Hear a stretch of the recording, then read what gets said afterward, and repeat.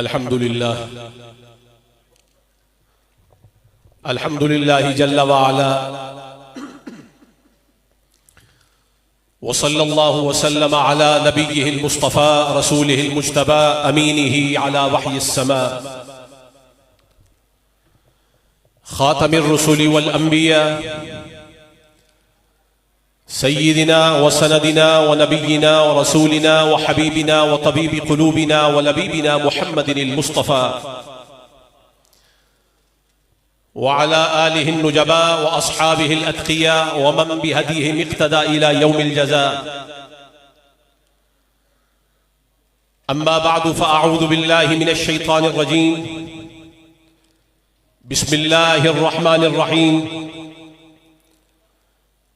अलम तर इलल्लज़ी हाज्ज इब्राहीम फ़ी रब्बिहि अन आताहुल्लाहुल मुल्क इज़ क़ाल इब्राहीम रब्बियल्लज़ी युह्यी व युमीत क़ाल अना उह्यी व उमीत क़ाल इब्राहीम फ़इन्नल्लाह यअती बिश्शम्सि मिनल मशरिक़ फ़अति बिहा मिनल मग़रिब फ़बुहितल्लज़ी कफ़र वल्लाहु ला यहदिल क़ौमज़ ज़ालिमीन।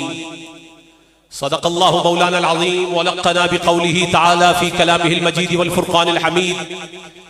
इन्नल्लाह व मलाइकतहु युसल्लूना अलन नबी या अय्युहल्लज़ीना आमनू सल्लु अलैहि व सल्लिमू तस्लीमा। अल्लाहुम्मा सल्लि अला सय्यिदिना व मौलाना मुहम्मदिन व अला आलि सय्यिदिना व मौलाना मुहम्मदिन व बारिक व सल्लिम। रब्बि इश्रह ली सदरी व यस्सिर ली अमरी वहलुल उक़दतम मिन लिसानी यफ़क़हू क़ौली। मौलाया सल्लि व सल्लिम दाइमन अबदा अला हबीबिका खैरिल खल्क़ि कुल्लिहिम मुहम्मदुन सय्यिदुल कौनैनि वस्सक़लैनि वल फ़रीक़ैनि मिन उर्बिन व मिन अजमी हुवल हबीबुल्लज़ी तुरजा शफ़ाअतुहु लिकुल्लि हौलिन मिनल अहवालि मुक़्तहिमी।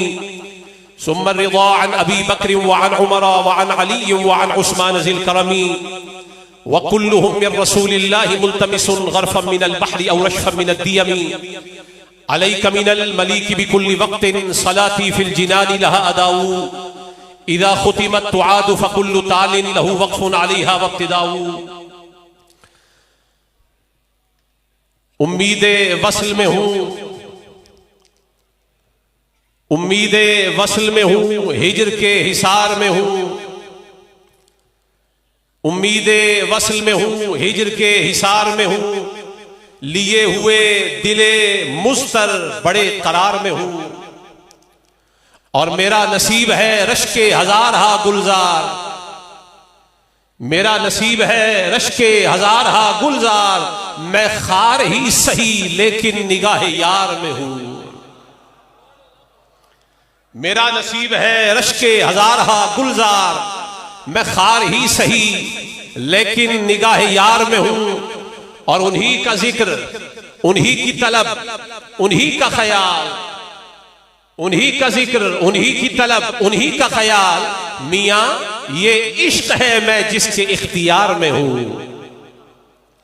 और मेरे सराहने मेरे दोस्त उनकी नात पढ़े, मेरे सराहने मेरे दोस्त उनकी नात पढ़े। मैं मर गया हूं मगर उनके इंतजार में हूं।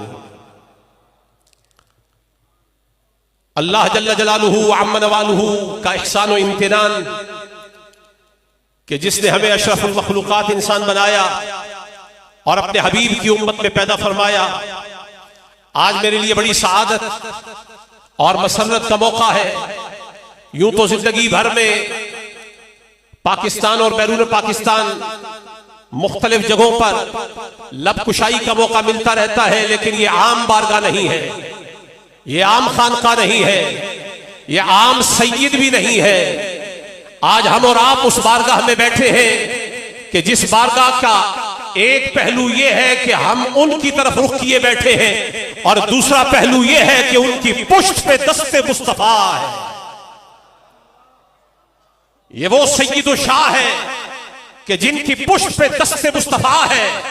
मालूम ये हुआ ये बारगाह बईद वाली, बौद वाली नहीं है, ये बारगाह अक़रब इलर रसूल है।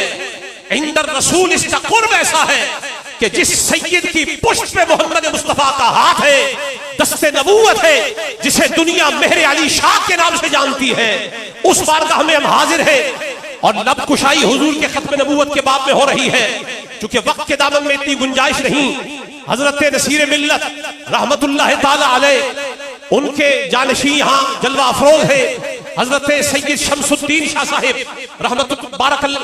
शमसुद्दीन शाह साहिब दामत बरकातुहुल कुद्सिया, उनकी मौजूदगी में मैं चंद इंतहाई अहम बातें ये कहना चाहता हूँ कि जिस सैयद के हुजूर में हम बैठे हैं, उस सैयद को जो वास्ता और जो ताल्लुक, जो इलाका, जो रब्त, जो निस्बत हासिल है, वो रसूलुल्लाह के खानदान का वास्ता है, वो रसूलुल्लाह के नसब का वास्ता है।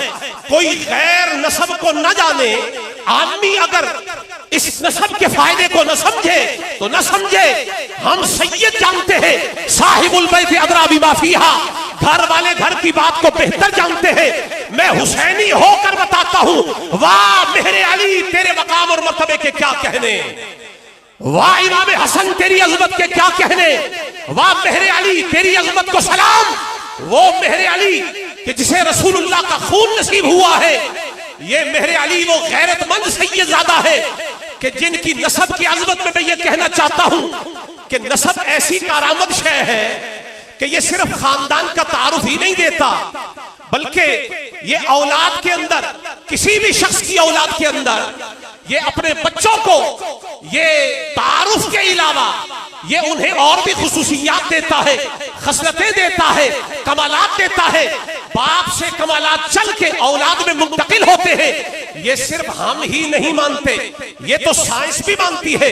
बायोलॉजी को उठा के देख लीजिए, उसमें इनहेरिटेंस की एक इस्तिलाह आती है, और इनहेरिटेंस जो माँ बाप से मिलती है वो है क्या?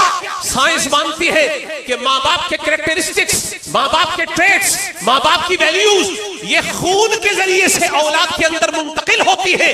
ये नस्ब का फायदा है। कभी कभी शबाहत भी मिलती है, हुस्न जमाल भी मिलता है, और अंदाज़े गुफ्तगू भी नसीब हो जाता है। ये माँ बाप से मिला करता है।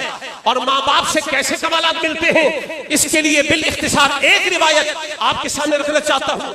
और हाल ये है, तबरानी शरीफ की ये रिवायत है कि हुजूर के आखिरी अय्याम है और लख्ते जिगर मोहम्मद मुस्तफा सय्यदा कायनात फातिमतुज़ ज़हरा अपनी गोद में दो शहजादों को लिए वो आ रही है।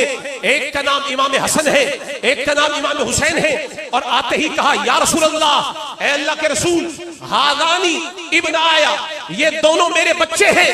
फवर्रिसहुमा शैआ, आका आपसे सवाल कर रही हूं कि अपनी विरासत में से अपने बच्चों को कुछ अता फरमा दे। फकाला, हुजूर ने फरमाया, अमा हसनुन, अगर मसला हसन का है, फलहू हैबती व सुदुदी, फिर मेरे हसन के लिए मेरी हैबत है वर्षे में, मेरे हसन के लिए मेरी सरदारी है वर्षे में। हैबत भी मुस्तफा की, सरदारी भी मुस्तफा की। लेकिन सवाल ये पैदा होता है, ये हसन को मिली क्यों? कहा, बेटा जो मेरा है, बच्चा जो मेरा है, लख्ते जिगर फातिमतुज़ ज़हरा का है, लेकिन हुजूर उनको अता क्या फरमा रहे हैं? फरमाया, हसन के लिए मेरी हैबत है, हसन के लिए मेरी सरदार है, वह अम्मा, हसन के लिए मेरी सरदारी है, वह अम्मा हुसैन, और मसला रहा हुसैन का, फलाहू जुर्अती वजूदी, मैं इसको भी महरूम नहीं ठहरा रहा। मेरे हुसैन के लिए मेरी जुर्अत है और मेरी सखावत का इनाम है। हैबत मिली हसन को, सरदारी मिली हसन को, जुर्रत मिली हुसैन को, और सखावत मिली हुसैन को। मैं पूछ रहा हूं, इन हर दो शहजादों को ये कमाल क्यों मिला है? कहा, ये नस्ब की वजह से मिला है। बेटे मुस्तफा के हैं और निवासे तो यूं भी मशहूर थे, लेकिन ये अता क्यों हो रही है? फरमाया, नस्ब के जरिए से कुछ और कमालात भी मिलते हैं। वो ये है, वो खून से भी मिला करते हैं, पर जब बारगाह मुस्तफा की हो तो निरे खून का मसला नहीं है, यहां निगाह से भी फैज जारी हो जाता है। निगाह मोहम्मद से जुर्रत मिली है, निगाह मोहम्मद से जूद निगाह मोहम्मद से ये जूद मिला है, निगाह मोहम्मद से सरदारी मिली है, निगाह मोहम्मद से हैबत मिली है। ये तो इमाम हसन है, ये तो इमाम हुसैन है, जिनको नसब में मोहम्मद मुस्तफा से ये इनाम मिल रहे हैं। तो मालूम ये हुआ नसब से कमालात मिल जाते हैं, नसब से खसाइस मिल जाते हैं, लेकिन इसका एक दूसरा पहलू भी है। अगर कमाल मिलते हैं तो नसब से ट्रिकल डाउन होके कुछ उयूब भी माँ बाप से मिल जाते हैं, कुछ नकाइश भी मिल जाते हैं। हिंद में एक बच्चा पैदा हुआ, पैदा तो मुसलमान कहलवाते हुए हुआ, कलिमा पढ़ लिया, मुस्तफा का उम्मती कहलवाने लगा, आशिक रसूल कहलवाने लगा। वक्त बीता, उसने खुद को आलिम भी बनवाया, उसने खुद को मुहद्दिस बनवाया, खुद को मुजद्दिद बनवाया, और वक्त ऐसा आया कि उसने खुद को फनाफुर रसूल कहलवाया। वक्त ऐसा आया कि फिर उसने खुद को महदी मऊद कहलवाया। वक्त आया उसने मसीह मऊद कहलवाया। वक्त आया उसने खुद को ऐने मोहम्मद कहलवाया। मैं पूछता हूं, इस बिगड़े हुए बच्चे का शजरा चेक किया जाए, ये औलाद में कमालात भी और नकाइस भी आबा से चल के आते हैं। इस बच्चे को बीमारी किस बात से लगी है? ये नसबी बीमारी कहां से आउट करके आई? इसे बीमारी कहां से लाहिक हुई?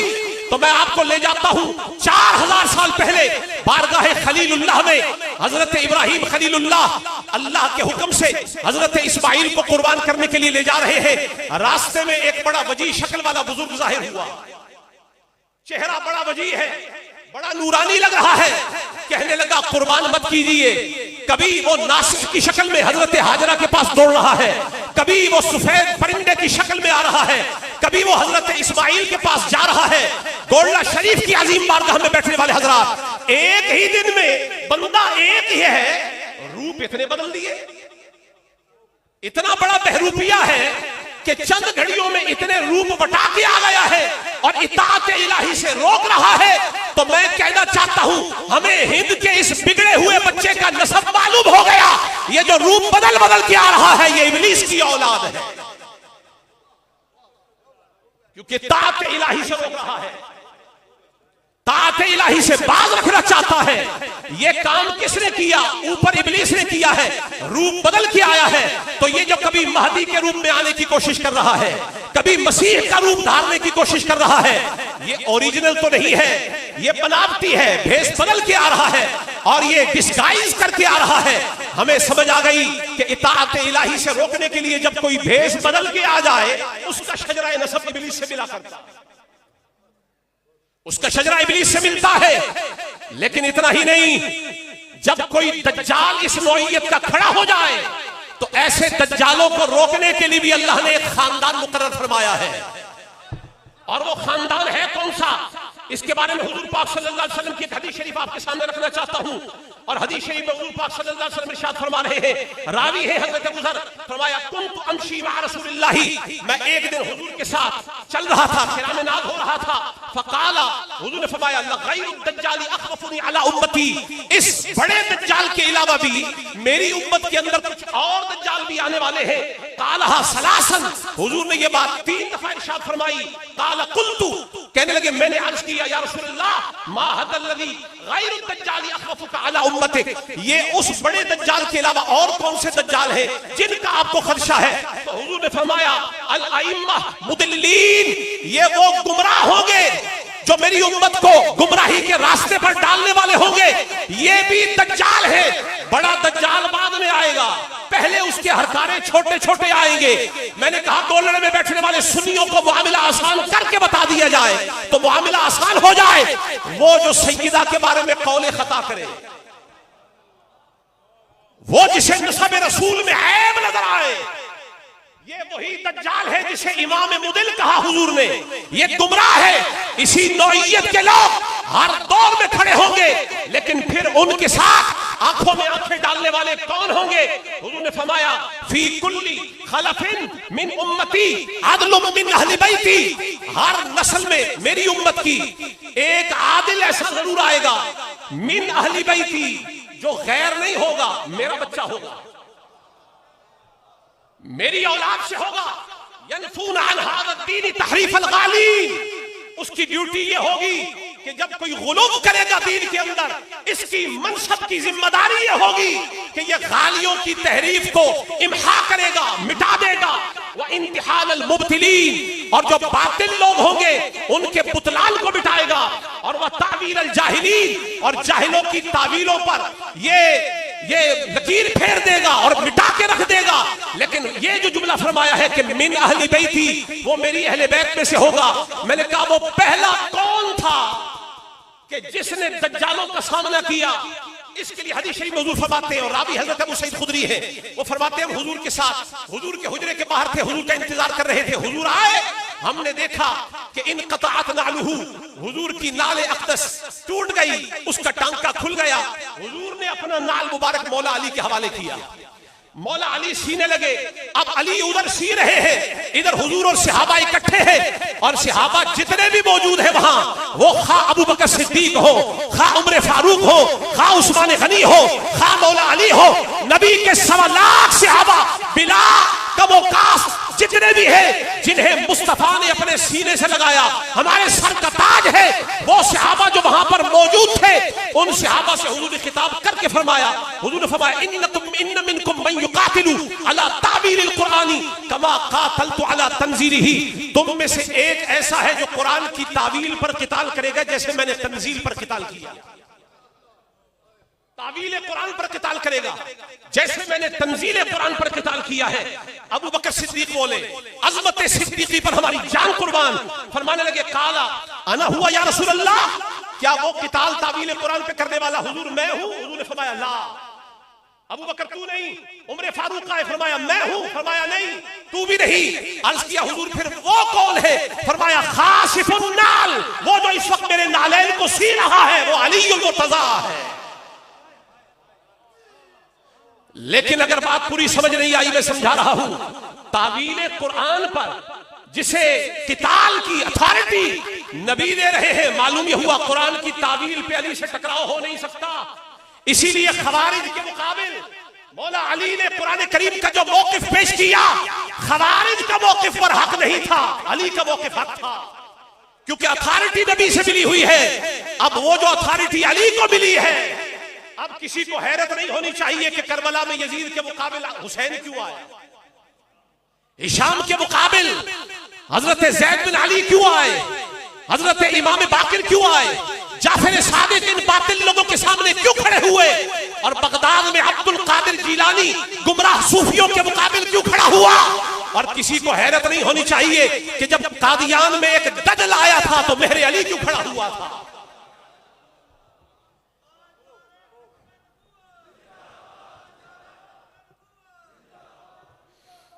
इसलिए एक बात बड़ी जिम्मेदारी से मैं कह रहा हूं, मेहर अली ने कोई नया काम नहीं किया, घुट्टी में दिफाए खत्म नबूवत मिला हुआ था।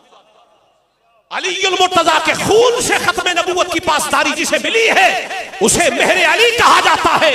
लेकिन पहला पहरा लोगों को मालूम नहीं, लोग तारीख की तरफ नजरें दौड़ाते हैं और सोचते हैं कि खत्म नबूवत पे पहला पहरा किसने दिया है। मैं अपने किताब के इख्तिताम में कहना चाहता हूं, खत्म नबूवत पर पहला पहरा हैदर कर्रार का है, अलीयुल मुर्तज़ा का है। आप मुझसे पूछ सकते हैं, हक जानिब है कि इसकी दलील क्या है। फतावा रज़विया, उसकी ये मेरी रिवायत जो मनकूल है वो पेश कर रहा हूं। हुजूर ने फरमाया, और मौला अली खुद रावी है, मौला अली रावी है, आप फरमाते हैं मैं बीमार हो गया तो हुजूर की बारगाह में हाजिर हुआ, तो मैंने हुजूर की बारगाह में अर्ज़ किया, या रसूलल्लाह बीमार हूं, जिस्म पे नकाहत है। हुजूर ने फरमाया फिक्र न कर। हुजूर ने मुसल्ला बिछाया, हुजूर खड़े हो गए और चादर का एक कोना मौला अली पर डाल दिया, एक कोना, और इबादत में मसरूफ हो गए। बाद में दुआ फरमाई, और जब फारिग हुए तो फारिग होकर फरमाने लगे कि ए अली बरीअत इब्न अबी तालिब, ए अबू तालिब के बेटे, मैं बड़ी जिम्मेदारी से कह रहा हूं, जब भी हुजूर ने अली की किसी बुलंद शान का इजहार किया है ना, तो नाम अबू तालिब का आया है।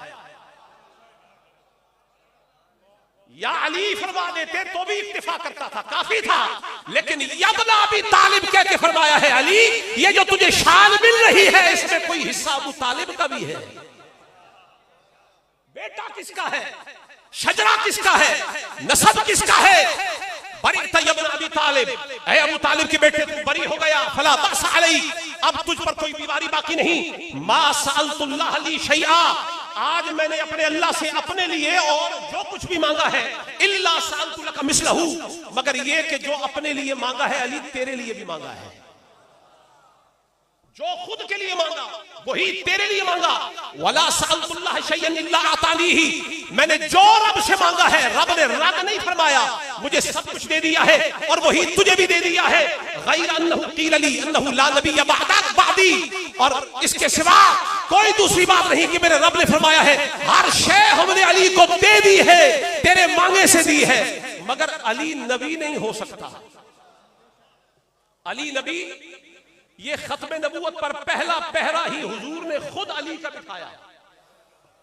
पहला पहरा अली का है। यही तो वजह है कि जब पहरा अली का हो तो मेरे अली ना बोले तो कौन बोले।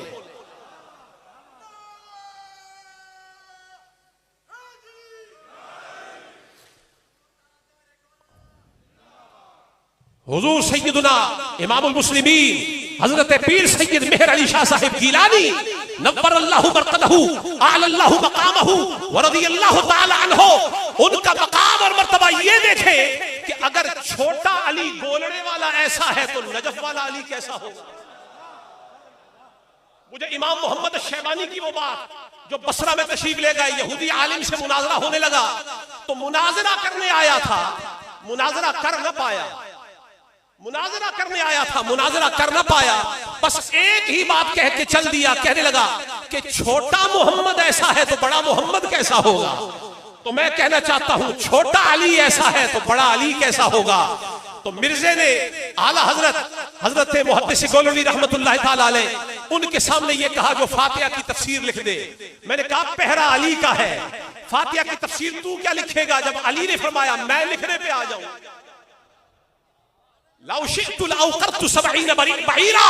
अगर मैं फातिहा की तफसीर लिखने पे आ जाऊं तो 70 ऊंटों का बोझ बन जाए।